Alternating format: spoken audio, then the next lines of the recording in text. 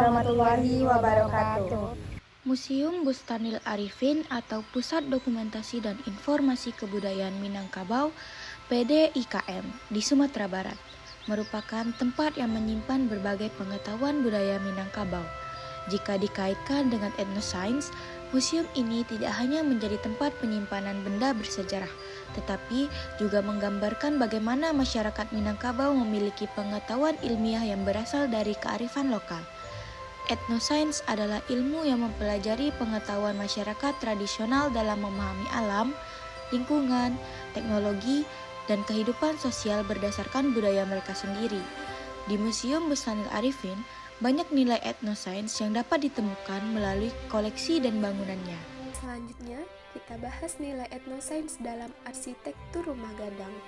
Bangunan utama museum ini berbentuk rumah gadang, yaitu rumah adat khas masyarakat Minangkabau. Di dalamnya terkandung berbagai nilai etnosains, antara lain, yang pertama, ilmu teknik bangunan tradisional, yaitu rumah gadang dibangun tanpa menggunakan paku logam sama sekali, melainkan mengandalkan sistem sambungan kayu yang kuat dan tahan lama. Yang kedua, adaptasi terhadap lingkungan alam. Bagian bangunan yang ditinggikan atau berupa panggung membuat rumah ini terhindar dari bahaya banjir dan kondisi yang terlalu lembab. Yang ketiga, ketahanan terhadap gempa bumi.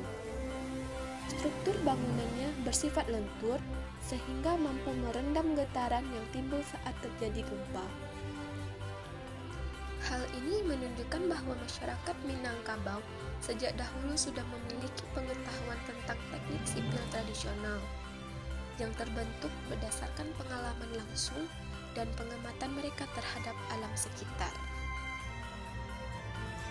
Nilai etnosains dalam kehidupan sosial atau diorama museum. Di dalam museum terdapat diorama kehidupan masyarakat Minangkabau seperti musyawarah, gotong royong, dan kehidupan adat. Nilai etnosains yang terkandung. Yang pertama, sistem sosial berbasis musyawarah, di mana pengambilan keputusan dilakukan secara bersama-sama. Yang kedua, gotong royong sebagai sistem kerja yang kolektif, di mana pekerjaan berat dilakukan secara bersama-sama.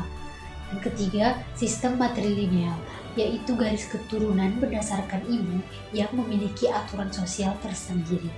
Ini menunjukkan adanya pengetahuan sosial yang terstruktur dalam budaya Minangkabau.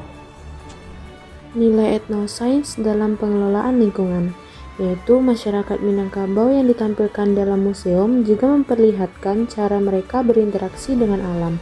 Nilai etnosains yang terkandung di dalamnya yaitu penggunaan bahan alami seperti kayu dan bambu untuk bangunan, pemanfaatan alam tanpa merusak lingkungan secara berlebihan, serta penyesuaian bentuk rumah dengan kondisi iklim tropis.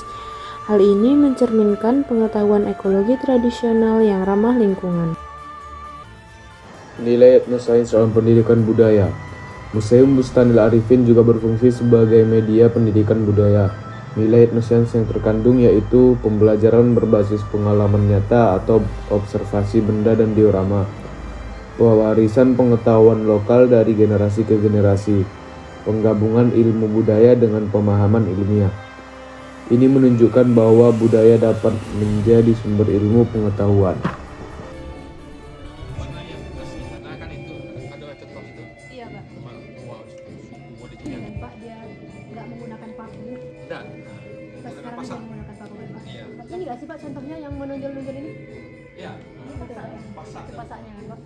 Terus dia ke tanahnya itu dilapisi batu dulu, kan, Pak? Nggak langsung aja ke tanah. Dia nggak menegembur. Kalau namanya kan fondasi kan. Iya, fondasi. Kalau kita namanya sandi, batu sandi. 2 kali gempa besar, tahun 2007-2009 terjadi gempa, rumah gadang tidak ada rusak, rumah dari semen banyak runtuh.